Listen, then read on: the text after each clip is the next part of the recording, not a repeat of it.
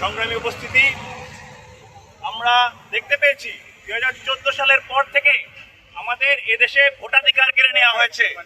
আমাদেরকে রাতের আধারে ভোট কেটে সকালে আমাদেরকে ভোটের মূলা ঝুলানো হয়েছে।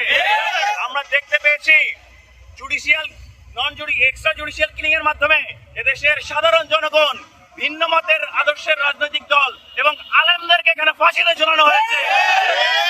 যাদের কাজ ছিল এদেশের মানুষের নিরাপত্তা দেয়া, সেই পুলিশ বাহিনী, সেই নিরাপত্তা রক্ষীদেরকে আমাদের সাধারণ মানুষের পিছনে লেলিয়ে দেওয়া হয়েছে। এদেশে আপামর ছাত্র জনতা যখন 24-এর গণঅভ্যুত্থানে বিপ্লব এনেছে, আমরা দেখতে পেয়েছি আমরা একটি নতুন বাংলাদেশের স্বপ্ন দেখেছিলাম, কিন্তু আমরা সেই বাংলাদেশে আজকে কি দেখতে পাচ্ছি? আমরা দেখতে পাচ্ছি এদেশে আওয়ামী লীগকে, সেই ফ্যাসিস্টদেরকে পুনর্বাসন করার জন্য অনেক উঠে পড়ে লেগেছে। আমরা স্পষ্ট ভাষায় বলে দিতে চাই, আমরা গাজীপুরে এখনো দেখতে পাচ্ছি আমাদের ভাইদের রক্ত ঝরছে। আমরা আজকে আয়না ঘর দেখেছি, আমরা দেখেছি কিভাবে ভাইয়েরা কান্না করছে, এখনো বোনরা কান্না করছে।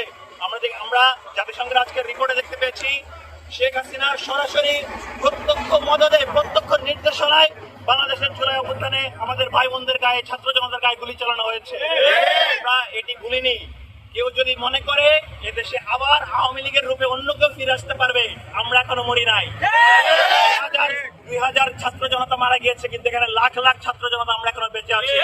আমরা কোনোভাবেই তাদেরকে এদেশে নতুন করে ফ্যাসিবাদ কায়েম করতে দেব না।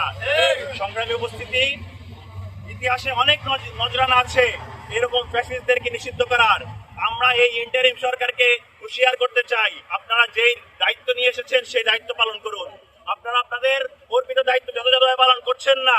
আপনারা সেই ইতিহাসের নজরানা নিয়ে এদেশে আওয়ামী লীগকে নিষিদ্ধ করার মতো যেই পদক্ষেপ গ্রহণ করা দরকার, আইনি যে কোনো ধারায় পদক্ষেপ গ্রহণ করা দরকার, আপনারা সেই পদক্ষেপ গ্রহণ করুন। কোন প্রকার টাল বাহানা সহ্য করবো না আমরা।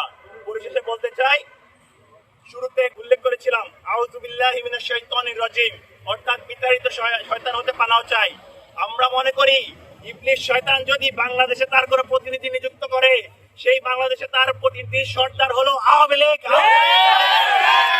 অবিলম্বে এই দেশে আমরা সেই ইবলিস শয়তানের নিযুক্ত প্রতিনিধিকে আমরা বিতাড়িত করেছি। তার জায়গায় যদি কেউ রিপ্লেস করতে চায়, তাদেরকে যদি কেউ পুনর্বাসিত করতে চায়, তাদেরকে আমরা রিপ্লেস করবো ইনশাআল্লাহ। অবিলম্বে আওয়ামী লীগকে নিষিদ্ধ করার দাবি জানিয়ে আজকে আমি আমার বক্তব্য শেষ করছি। আসসালামু আলাইকুম ওয়া রাহমাতুল্লাহ।